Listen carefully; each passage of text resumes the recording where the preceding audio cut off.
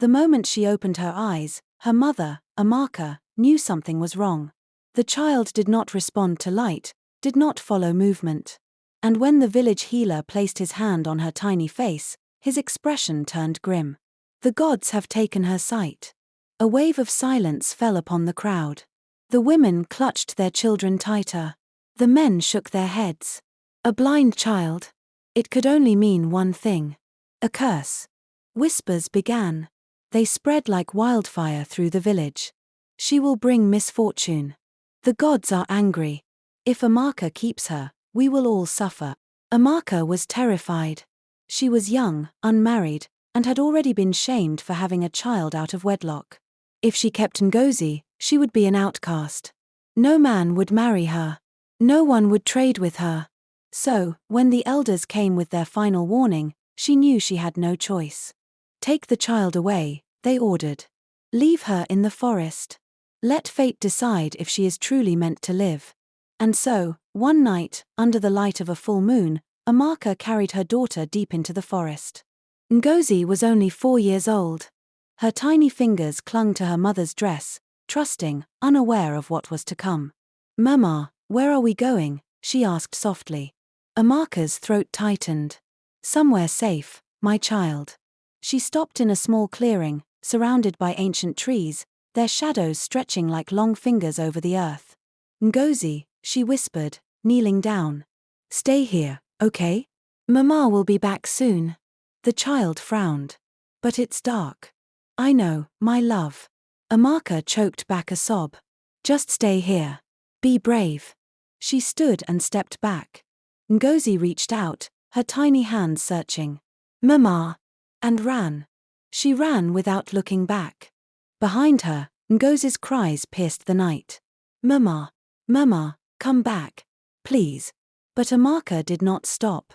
She ran until the trees swallowed her daughter's voice. And then she collapsed to her knees, sobbing, knowing she had done something she would never forgive herself for. But the village would. Ngozi sat in the darkness, alone. She did not understand why her mother had left. She did not understand why she was alone. But she waited. She waited for her mother to return. Hours passed. Then days. Hunger clawed at her belly. Thirst burned her throat. The cold nights bit into her skin. She cried. She screamed for help. But no one came. The forest, however, was not silent. It whispered in the wind. It rumbled in the ground beneath her feet. It sang in the rustling leaves. And slowly, Ngozi began to listen. She learned that the wind carried scents, fresh water, ripe fruit, danger. She learned that the earth trembled when a predator was near, that the silence of the birds meant something lurked in the shadows.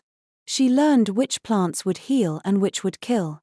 She learned to move without sight, relying on sound, scent, and touch. The forest did not abandon her. It embraced her. And over time, she became part of it. Years passed. The blind girl they had cast away was no longer a helpless child. She had become something else. A legend. A spirit of the forest. A goddess of the wild. And soon, the village that had forsaken her would learn the truth. One fateful year, a sickness swept through the village. The crops withered. The rivers dried. Women miscarried. Children fell into restless fevers, their bodies weak, their breath shall. They prayed to the gods, but the gods did not listen. Desperation grew. And then, an old woman spoke. "There is one who can help us." The villagers turned to her, their eyes filled with fear. The blind oracle of the forest. A silence fell over them. Some claimed she was a spirit. Others whispered that she was an abandoned child, raised by the wilderness, gifted with powers beyond human understanding. No one knew the truth. But they were desperate. So they gathered their strongest warriors and their most powerful elders, and they ventured into the forest.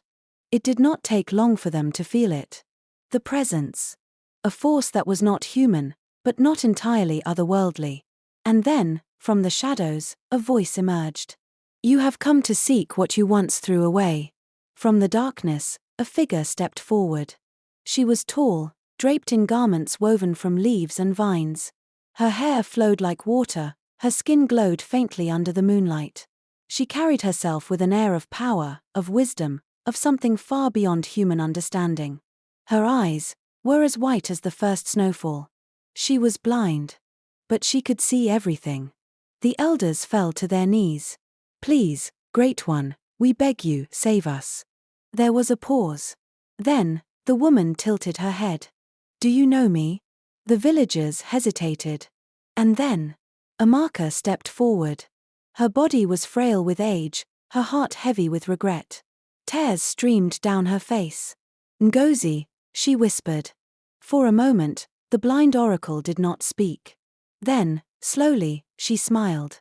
And the wind whispered, carrying her words across the night. "The forest did not abandon me, you did." Because for the first time in their lives, they realized the truth. They had cast away a child. And in doing so, they had created a goddess. The villagers trembled in silence, awaiting Ngozi's judgment. The once abandoned child had become something greater, something beyond them. Amaka fell to her knees, sobbing. "My daughter, I was weak. I let fear guide me.